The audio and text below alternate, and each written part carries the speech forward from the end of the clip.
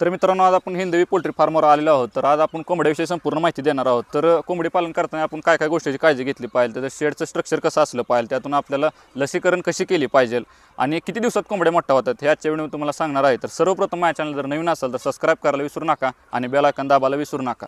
तर चला सुरू करूया आपला ब्लॉग. आज आपल्याबरोबर विराज कोकाटे आहेत. नमस्कार. तुमचा थोडक्यात परिचय सांगा. माझं नाव विराज राजाराम कोकाटे, राहणार तांबोळे. तसं मोहळा पण घर आपलं राहायला मी इथे जात चालू. सध्या ज्याला विचारायचं म्हणलं तर आता गावरान कोंबड्या देखील आहेत. गावरान करायचं म्हणलं तर त्याला रिस्क जास्त आहे, त्याचा म्हणजे खर्च जास्त येतो. बरं. तसं बघायला गेलं तर कमी खर्चात जर चालू करायचं म्हणलं तरी कंपनीचं ॲग्रीमेंट केलं तर बेस्ट ऑप्शन आहे. हां.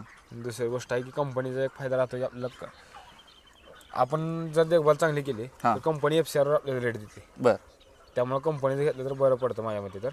आणि दुसरी गोष्ट आहे की जर आपण गावरान केलं किंवा प्रायव्हेटचं केलं तर रिस्क जास्त राहते.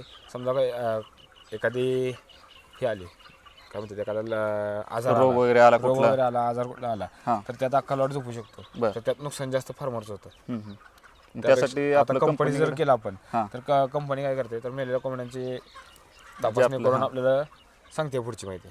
पण असं नाही की बाबा पूर्ण आपल्याला पैसा जाऊ शकते. लॉस नाही गावरान केला तर ते कोंबड्याचा खर्च, त्याचा खाद्याचा खर्च हे सगळं आपलं चांगलं देतो किंवा त्याचा औषध मेडिसिनचा खर्च. तसं कंपनी आपल्याला मेडिसिनचे पैसे कट करते फक्त. बाकी खाद्याने जे कोंबड्या आहेत म्हणजे चिक आहेत तर ते सगळं कंपनीचं राहतं. बरं. त्यामुळे आपल्याला खर्च काहीच नाही आहे. बरं. शेडच्या स्ट्रक्चरबद्दल सांगायचं म्हणलं तर काय सांगताल, म्हणजे किती बाय कितीचं शेड आहे सध्या? आपला शेड आहे 130 बाय 32चा. बरं. आणि पक्षी कॅपॅसिटी ह्यात बॉयलर केला तर आपण 2700 पक्षी बसू शकतात. बरं. जर गावरान केलं तर 4,500 ते 5,000 आरामात बसू शकतात. बरं. आणि हाईट किती आहे? हाईट साधारणतः आपण 8 फूट जरी ठेवली तरी चालते. पण मी हाईट जास्त ठेवलेली का तर हवा जेवढी जास्त राहील तेवढं पक्ष्यांना वातावरण बाहेर राहते. बरं. आणि पावसाळ्यात हिचं नियोजन कसं असतं, म्हणजे कडणी हवेसाठी ते कसं नियोजन केलेलं आहे? पावसाळ्यात सहसा पाऊस असेल तर आपण साईडची मल्चिंग वरती घेतो. पाऊस नसेल तर मल्चिंग खाली राहतं. आणि पावसाळ्यात कसं आहे, मल्चिंग खाली घ्यायची गरज पडत नाही. आता असताना गारो असते, पक्ष्यांना आपल्याला गारो लागू देऊन चालत नाही जास्त. बरं. तर मित्रांनो, आज जाऊन बघून घेऊया आपण कशा आहेत नेमकं कोंबड्या.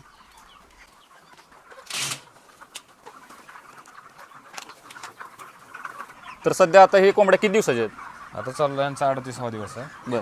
आज साईज चेक केली आपण 2800 2900 साईज निघालेली आहे. बरं. म्हणजे सध्या किती किलोपर्यंत, आता सुरुवातीला समजा आपण लहानातनं घेतले तर किती दिवस लागतात मोठे होईपर्यंत? 40 ते 45 दिवस. बरं. आणि त्याच्यामध्ये आपण काय काय काळजी घेतली पाहिजे? त्यांना टाईम टू टाईम त्यांचं मेडिसिन. मेन पॉईंट तर आपण खाद्य आणि पाणी त्यांना वेळेवर दिलं पाहिजे. वेळेवर दिलं पाहिजे. आणि खाद्यासाठी तुम्ही कुठल्या याला खाद्य टाकता सध्या? खाद्य आता आपल्या कंपनीच देते आणून. बरं. त्यामुळे कंपनीचं खाद्य राहतं. अशा प्रकारे खाद्य येतं आपलं. म्हणजे एकदम लय बारीक पण नाही, मिडियम साईजमध्ये राहतं ते. आता जशी साईज वाढेल तसं आहे. ज्या टायमाला पक्षी बारका राहतो त्या टायमाला एकदम असं पावडर टाईप येतं, पावडर टाईप. आणि जसं जसं पक्षी मोठा होईल तसं 2 नंबर 3 नंबर बॅग असा त्या बॅगला नंबर दिलेले आहे. बरं. आणि पाण्याचं वगैरे म्हणलं तर डायरेक्ट ऑल टाईम पाणी आहे 24 तास. पाणी टाकी रोज सकाळी भरायची. ऑटोमॅटिक पाणी या पाईपलाईनमधून असं जसं कमी होईल तसं भरत राहणार. जसं पक्षी यातून 1 थेंब पेला तरी 1 थेंब तेवढंच येणार. बरं. आणि ह्याला रोग कोणकोणते येतात? रोग साधारणतः मध्ये जे बर्ड फ्लू आलता त्याच्यावर पण काय तर कंपनी मेडिसिन काढलं होतं. म्हणजे मेडिसिन टाइम टू टाइम दिलं तर काय अडचण नाही? काय अडचण नाही. मेडिसिन यांना कशासाठी आहेत तर सर्दी झाली तर सर्दीच्या, जसं आपल्या माणसाला होता आजार तसंच थोडक्यात ह्यांना पण आजार, अटॅकचं म्हणा किंवा सर्दीच्या किंवा स्ट्रोक बसल्यावरती मेडिसिन राहतात. अशा प्रकारे वेगवेगळ्या मेडिसिन. आता मध्ये भरपूर लोकांचे कसं एखाद्या कोंबडीला रोग आला की पूर्ण प्लॉटच पूर्ण झोपून जात होता, ह्याच्यावर काय सांगचाल? म्हणजे ते कसं काय, ते जो बर्ड फ्लू आलता ना तो होता त्यावरती पण आता समजा जे आपले आरोग्य अधिकारी आहेत त्यांनी त्यावर पण मेडिसिन काढलेत. बरं. म्हणजे आता कमी आहेत चान्सेस यायचे तर? सध्या तर चान्सेस कमी आहेत. आणि जे आपण 3 लसी देतो त्यांना त्यामुळे तर सहसा आजार येतच नाही. बरं. कंपनी 3 लस आहे त्यांना, 1 इंजेक्शन येतं, दुसरी गोष्ट इथे डोळ्यात ड्रॉप येतो आणि तिसरा आपण दूध पावडरमधून पाण्यात देतो. आता सुरुवातीला ही प्लॉट जर आता गेला, ही प्लॉट गेल्यानंतर म्हणजे पुढचं कसं असते प्रोसेसिंग? बाबा शेडचं कसं काय धुतलं पाहिजे, त्याला फवारणी कोणती केली पाहिजे? आता मेन पॉईंट तर हे कोंबड्याच्या टायमाला आपल्या जातात लिफ्टिंग होते त्या टायमाला खालचा खाता तो भरून घ्यायचा आणि खाता आपण विकू पण शकतो बाहेर. बरं. आणि नेक्स्ट स्टेप आहे की आपण हे सगळं शेड आपण ॲसिड टाकून धुवून घ्यायचं पाण्याने. आणि STP लावून हे धुवून घेतलं की दुसरी प्रोसेस राहते की ह्याच्या म्हणजे शेडला आतून चुना मारून घ्यायचा खाली. बरं. त्यानंतर ही तूस नावाची गोष्ट आहे, हा भुसा थोडक्यात तूस येते, हा आणायचा आणि हे खाली टाकून घ्यायचा. जसं आपण बोर्डिंग एरिया आधी आपला 40 फुटाचा बोर्डिंग एरिया आहे, तर त्या बोर्डिंग एरियामध्ये लावायची त्या शीट आहेत तिथं गोल, ते गोल शीट लावायच्या आणि त्याच्यात बारकी पिल्लांना सोडायची. जसे त्यांचे साईज वाढत ग्रोथ तशी होईल तशी जागा वाढवायची, जागा वाढवायची. थोडी इकडे वाढवत असं पूर्ण शेडमध्ये जागा देऊन टाकायची. आता सध्या खालचं जे वेस्टेज आहे ते तुम्ही कशा दराने विकता? रेट सीझननुसार राहते. बरं. म्हणजे आता समजा बागायचं वगैरे सीझन असेल ना, तर साधारणतः आता चाललं तर 250 रुपये बॅग चालू आहे. बरं. साधारणप्रमाणे वर खर्च तर आपला ह्याच्यातून निघून जाईल. शेडचा जास्तीत जास्त मेंटेनन्सचा खर्च याच्यावर निघाला पाहिजे खतावर. कंपनी आपल्याला मार्जिन जास्त देत नाही. आता ह्या लॉटला जर मी चांगलं सांभाळलं तर मागच्या लॉटला मला लागले ते 85,000 चेक. बरं. पण पहिल्या लॉटला मला ह्याच कंपनीचा चेक एवढाच कोंबड्या होत्या, त्याचा चेक लागला 25,000 रुपये. बरं बरं. आणि 25,000 आपल्याला जर गाडी ठेवला तर गाडीची पगार पण निघणार नाही. 2 महिन्याची 12,000 पगार घेतो गाडी, 12 12 24,000 ह्याच झाला आणि त्याचा खाय प्यायचं वेगळंच मेंटेनन्स होतं. तर आता वर्षाला जर म्हणायचं म्हणलं तर किती तुम्ही लॉट घेता होता सध्याला? तसं जर आपण करायचं म्हणलं तर वर्षातून 2 महिन्यात जरी एक लॉट म्हणलं तरी आपले 6 लॉट जाते आरामात. बरं. पण जर आपण लॉट गेल्या शेड जर धुतला तर 10 दिवस म्हणजे 2 महिन्यातले कमी होते. 45 दिवसात लॉट गेला, वरचे 5 दिवस आपल्याला गावते शेड स्वच्छ करायला. शेड जर 5 दिवसात स्वच्छ केला लगेच लॉट टाकला तर प्रत्येक बॅच मग 10 दिवस म्हणलं तरी आपल्या वर्षातून 7 बॅच जाते. बरं. चांगलं जर मॅनेजमेंट केलं तर. मॅनेजमेंट जर आपलं चांगलं असेल तर वर्षातून 7 बॅच ते आरामात निघते बरं. एका शेडला. आता मी बघितलं इथे एक जाळी पण लावली आणि अजून एक जाळी लावलेली आहे बारकी, म्हणजे हे कशासाठी लावलेली? तर ही जाळी अशा आपल्याला संरक्षणासाठी आहे. मेन पोल्ट्रीची मेन संरक्षण ही आहे. हां. पण साप वगैरे आत येऊ नये म्हणून आपण ही जाळी वापरलेली बारीक जाळी. जर ही जाळी नसेल तर ह्यातून आरामात साप आत येऊ शकणार. हां. ह्यातून मुंगस बी येऊ शकतोय. वरच्या गॅप मधून वरचा गॅप पण कव्हर केला पाहिजे आपण. माझ्या हाईट शेडची जास्त असल्यामुळे एवढा उंच मुंगसाल कोण येऊ शकत नाही. आणि जर ही नुसती जाळी वापरली तेवढा गॅप असेल तर मुंगस आरामात येतं, का तर ह्या जाळीवर मुंगसाल चढायला येतं. हां. त्यासाठी जाळी लावलेली. म्हणजे मित्रांनो आपल्याला काळजी घ्यायला पाहिजे, साप इचू काटा अजिबात येऊ नये ह्यासाठी असं मॅनेजमेंट पाहिजे. तरी झाल्यानंतर आता पूर्ण सगळ्यात जर मेन मुद्दा जर विचारायचं म्हणलं तर पूर्ण स्ट्रक्चरला खर्च किती आला? माझ्या स्ट्रक्चरला खर्च आला मला 15 ते 16 लाख रुपये. बरं.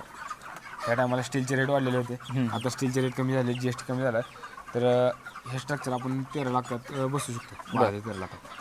आता सगळ्या शेतकऱ्यांना जर करायचं म्हणलं तर एवढं शक्य नाही हो, एवढं 13 आणि 14 लाख रुपये गुंतवण्याचं. तर कमीत कमी खर्चात जर करायचं म्हणलं तर कसं करायचं म्हणलं तर आपल्याला साईडला आपण हे स्टीलचे पाईप वापरले, त्या ठिकाणी आपण सिमेंटचा पोल वापरू शकतो. सिमेंट पोल आपल्याला स्वस्त बसू शकतो. बरं. आणि मेन पॉईंट खाली जी कोबा केलाय तर तो कोबा मी केला जास्त हाईटचा, म्हणजे जास्त जास्त. हां. तर ते आपण कमी सुद्धा जाडी करू शकतो. पत्रा आपण वर हे सिमेंटचा वापरलाय, तो तर सिमेंटचा वापरावा लागणार. फक्त आपल्या शेडची साईज जर कमी केली थोडं कमी उत्पन्न येईल, पण साईज कमी केली तर आपण कमी खर्चात चालू करू शकतो. बरं. शेडच्या दिशेचं जर म्हणलं तर दिशा कशी असली पाहिजे नेमकं? दिशा आपली पूर्व पश्चिम पाहिजे. बरं. का तर सूर्य इकडून उगवतो इकडे मावळतो, म्हणजे पूर्वेकडून उगवला पश्चिमेकडे मावळतो. म्हणजे जर आता समजा आपलं शेड जर असं आडवं असतं तर सूर्य इकडून उगवला इकडे मावळला तर साईडनं ऊन आतमध्ये आलं असते. आपल्याला हे मल्चिंग खाली घ्यावं लागतं दुपारी, का तर आतमध्ये हिटिंग जर झालं तर पक्षी गुदमरून मरतो. बरं. आणि ऊन पण जास्त आलं तर पक्षी आटे घेऊन मरू शकतो आणि स्ट्रोक बसते उन्हामुळे त्यांना. पाणी बसल्याने होतं. हां, पक्षी खाद्य खातो आणि पाणी प्यायला गेलं की स्ट्रोक बसून आटे घेऊन. तर आता ही पण बघितलं आणि बाहेर जी शेडनेट लावलेलं आहे त्याच्या आतनं देखील तुम्ही पाल लावलेला आहे, ते कशासाठी लावलेलं आहे नेमकं? आता बाहेरचं मल्चिंग आहे ते आपण साईडचं मल्चिंग जे आहे ते पूर्ण शेडसाठी झालं आणि जे आतलं आहे ते फक्त इथलं 40 फुटापुरतं आपला. म्हणजे हा जो ब्रीडिंग एरिया आहे खालचा, पक्षी बारका असताना आपल्याला त्यांना हिटिंग जास्त द्यावी लागते. साईडचं मल्चिंग वरच ठेवावं लागतं आणि आतमधून डबल मल्चिंग लावून आपल्याला त्यांना हिटिंग द्यावं लागतं. आता हे साईडचं हित आहे, तसंच असं आडवं इथून पण येतं इकडून पण येतं आणि पूर्ण पॅक राहतं. जसं एक रूम केले आपण बारकीच थोडी. आता बोर्डिंग बद्दल सांगायचं म्हणलं तर बोर्डिंग प्रोसेसिंग कशी असते नेमकी? बोर्डिंगमध्ये आपल्याला हिटिंगसाठी हे अशा प्रकारे स्ट्रक्चर असतं. ह्यातून ह्या लाईटचा इफेक्ट असं होतो की हिटिंगमुळे ह्याला हिट होतं, ह्याच्यामुळे डबल हिट जास्त होतं. म्हणजे जेवढं सिंगल बल्ब सोडण्यापेक्षा आपण 4 बल्ब एकत्र करून जर सोडले तर आता हे 200 वॅटचा एक बल्ब आहे, तसेच 4 बल्ब आहेत. 4 बल्ब 800 वॅट झालं, 800 इंटू हे डबल हिटिंग करतो, म्हणजे रिफ्लेक्ट जास्त होतं याच्यावर. त्यामुळं ही जर आपण स्ट्रक्चर वापरलं तर बेस्ट ऑप्शन आहे की बोर्डिंगसाठी. म्हणजे हिट चांगली होऊन ग्रोथ पण चांगली होती त्यांची. जर लाईट गेली तर हे बोर्डिंगचा उपयोग नाही आपल्याला. इन्व्हर्टरवर आपण ह्या ट्यूब चालवू शकतो, पण हे इन्व्हर्टरवरती चालणार नाही. किती जरी इन्व्हर्टर मोठा टाकला तुम्हाला 200 वॅटचे जवळ हे 8 छत्र आहेत, म्हणजे 8 चौक 32 एवढं व्होल्टेज देऊ शकणार नाही. 32 बल्ब म्हणजे ह्याचं 32 गुणिले 2 64 6400 वॅट ह्याला लाईट लागते. इन्व्हर्टर एवढा बॅकअप देणं शक्य शक्य नाही. हे 4 सुद्धा बल्ब चालणार नाहीत. चालतं. आणि दुसरी गोष्ट आहे की आपण बोर्डिंगमध्ये जर हिटिंग करायचं म्हणलं तर हे ड्रम मिळतील असे लोखंडी ड्रम आपल्याला बंगारमध्ये सुद्धा कमी खर्चात मिळून जातात. हे ड्रम जर आपण म्हणजे हा वरचा एरिया असते, हा ड्रम मी शिल्लक ठेवला, हा वरचा एरिया कट करायचा आणि ड्रम जो आहे ते डायरेक्ट इथून जरी कट केला तर याचे 2 भाग होतात. तर याच्यामध्ये आपण साईडनं बारीक बारीक खोल पाडायचे ड्रिल मशीनने आणि एक स्टँड करायचं त्या चौकोनी, त्याच्यावर ड्रम ठेवायचा आणि त्यात कोळसा किंवा आपण जे लाकडं तोडतो लाकडं जरी जाळले तरी हिटिंग तयार होते. आणि दिवस मावळाच्या आधी एक अर्धा पाऊण तास आपण जाळून ठेवायचं. तिथून पुढे गारवा जसा पडेल त्या टायमाला ड्रम आपण चालू करायचे, म्हणजे जेणेकरून त्याचा अर्ध्या तासात धूर कमी झाला पाहिजे, नुसतं त्यातून वाफ आली पाहिजे गरम. आणि हे 3 जरी बल्ब ठेवले तरी माझ्या शेडला बसत. म्हणजे जुगाड एक नंबर आहे. हा दुसरा जुगाड आपला. मित्रांनो असेच जुगाड बघू शकता तुम्ही केलेला इथे शेतकऱ्यांनी. तर अजून सांगायचं म्हणलं तर आता एवढं पूर्ण स्ट्रक्चर जे तुम्ही उभा केलेलं आहे त्याला साधारणपणे तुमचे 7 लॉट होतात म्हणलं तुम्ही. 7 लॉटचा खर्च किती येतो ह्याला? 7 लॉटला म्हणजे एका लॉटला जर एखादी मेडिसिन जर कंपनीकडे नसेल, म्हणजे कंपनीच्या बऱ्या सगळ्या मेडिसिन 70% तर कंपनीचे आहेत, पण क्वचित मेडिसिन मी बाहेर पण वापरतो, बाहेर प्रायव्हेटला मिळतात. त्या मेडिसिनचा एक 4-5 हजार रुपये खर्च होतो. आणि ही जी खाली तूस असते ह्या तूसचा खर्च एक 7-8 हजार ह्याला जाते. त्याचं गाडी भाडं वगैरे धरून टोटल आपल्याला ह्या तूसचं गाडी भाडं, तूसचा खर्च आणि मेडिसिन याचा खर्च 15. खाद्य वगैरे खाद्य कंपनीचं राहतं. खाद्य कंपनीचं आपल्याला फक्त काय खर्च आहे तर रोजचा इथं एक माणूस उभा राहणार. 24 कमी झालंय खाद्य वगैरे कमी जास्त इथं आपल्याला 24 तास माणूस पाहिजेच. आणि हे जे लावलेलं आहे मध्ये खाद्याचं पाण्याचं हे किती फुटावर लावलं पाहिजे म्हणजे काय? आता मी हे 2.5 फुटावर लावलेलं आहे. 2.5 फूट पण नाही आहे, 2-2.25 फुटच भरतं, पण 2.5 फुटावर सांगितलं तुम्हाला, पण मी 2.25 फुटावर टाकलेलं आहे. एक खाद्याचं एक पाण्याचं अशा आडव्या 5 भांड्या लाईन आहेत, इकडून 5 पाण्याचे 5 खाद्याचे, हे अशा लाईन माझ्या आहेत. टोटल माझ्या शेडमध्ये 80 भांडे त्या. बरं, म्हणजे किती कोंबड्या मागे एखादं भांडं पाहिलं? तसं क्वांटिटीवर नाही आहे की शेडची जी आपली साईज आहे, मला म्हणजे एका फार्मरनं सांगितलं, पोल्ट्रीचा जुना एक फार्मर आहे माझा मित्र, त्यानं सांगितलं की एक भांडं 2.5 फुटावर टाक. तर मी हे एक भांडं 2.25 फुटावर टाकलं. आता माझ्याकडे भांडे शिल्लक होते, मी आणताना 95 भांडे आणले. 5 भांडे मी स्पेअरसाठी अडकवून ठेवले, इकडे 5 आहेत. खाद्याचे 5 आणि पाण्याचे 5. काय जेणेकरून आता समजा हे भांडं बंद झालं तर ह्याला आपण रिपेअर करून कुठं आणणार, जिथून आणलं तिथनं रिपेअरची भांडं नाही दुसरं जाणार लागणार. दुसरं आणायला जाण्यापेक्षा आपण स्पेअरसाठी भांडे मागे ठेवायचे 4-5 आणि ते भांडं लगेच बदलून टाकायचं आणि हे भांडं बाहेर टाकायचं, स्क्रॅपमध्ये टाकून जायचं. आणि हे भांडं जे आहे हे 80 आणि हे 80 भांडे आपण वापरलेले पूर्ण शेडमध्ये. बरं, आणि खर्चात सांगायचं म्हणलं तर एका लॉटला किती खर्च येतो? खर्च आपल्याला 20 ते 25 हजार रुपये खर्च. बरं, म्हणजे जास्तीत जास्त गाडी जर ठेवला तर. जर गाडी नाही ठेवला तर गाड्याचे 10 ते 12 हजार रुपये असतील आपले. आणि दुसरी गोष्ट औषधाचा 5 हजार आणि तुळशीचा एक 8-10 हजार. आणि एखादं आपली कोंबडी म्हणली तर ती किती किलोपर्यंत जाऊ शकते? तसं का बघायचं म्हणलं तर प्रत्येक बॅचवर डिपेंड आहे. बरं, आता पहिल्या लॉटला माझ्या कोंबड्यांचं वजन भरलं 2600 ग्रॅम सरासरी. तर दुसरी बॅच जी गेली माझी ती माझ्यासाठी 1 लाख केली बॅच निघाली. सगळ्यात जास्त वजन लागलं 3400 सरासरी साईज लागली सगळ्या. भरपूर लागले. आणि तसं कोंबड्याचं वजन म्हणजे यात नर आणि मादी 2 प्रकार.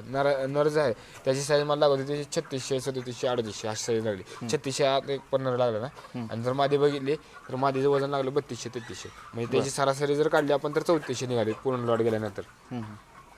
आणि कसा दराने विकला जातो ते? आता हे कंपनी आपल्याला FCR काढते. जर आपली मर 5% आत असेल तर FCR चांगलं होतं. आणि प्लस आपण कमी खाद्य वापरलं, खाद्य जर आपलं हाय म्हणून आपण किती पण टाकत गेलं तर त्याचा उपयोग नाही.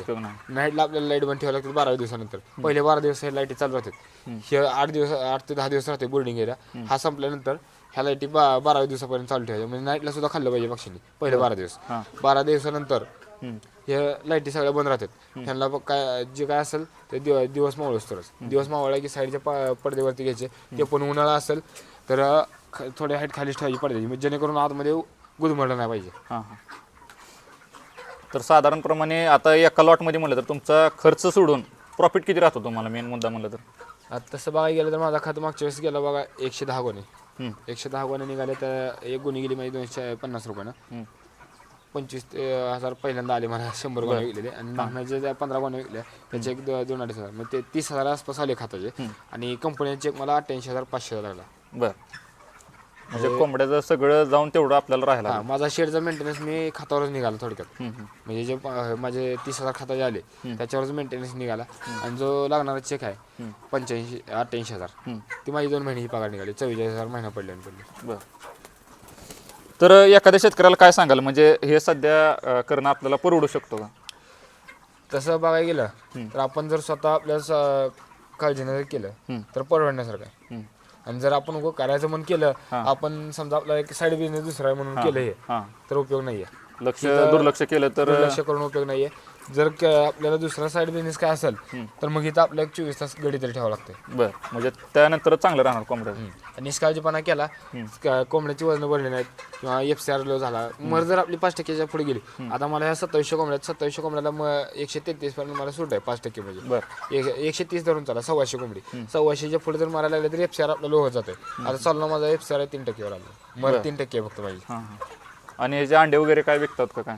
अंडे नाही, ही कोंबडी आपल्याला 40 दिवस राहते. अंड्याचं जर घ्यायची म्हणलं माझी तर ते लेअर पोल्ट्री म्हणून वेगळं येतं. त्याला स्टेप बाय स्टेप अशा जाळे असतात, ते स्ट्रक्चर येतं लेअर पोल्ट्री. त्याचं वेगळं असतं पूर्ण स्ट्रक्चर. त्याचं स्ट्रक्चरच बदलतं का तर हे खाली कोंबडी राहतच नाही, वरती राहते. आणि त्या शेडच्या खाली म्हणजे 5 फूट हाईट सोडून वरती स्लॅब येतं, त्या स्लॅबच्या वरती कोंबड्या येतात. बरं. तर मित्रांनो, तुम्हाला माहिती कशी वाटली तेवढं कमेंट बॉक्समध्ये नक्की सांगा. आणि आजचा जर व्हिडिओ जर आवडला असेल तर जास्तीत जास्त शेअर करा. धन्यवाद.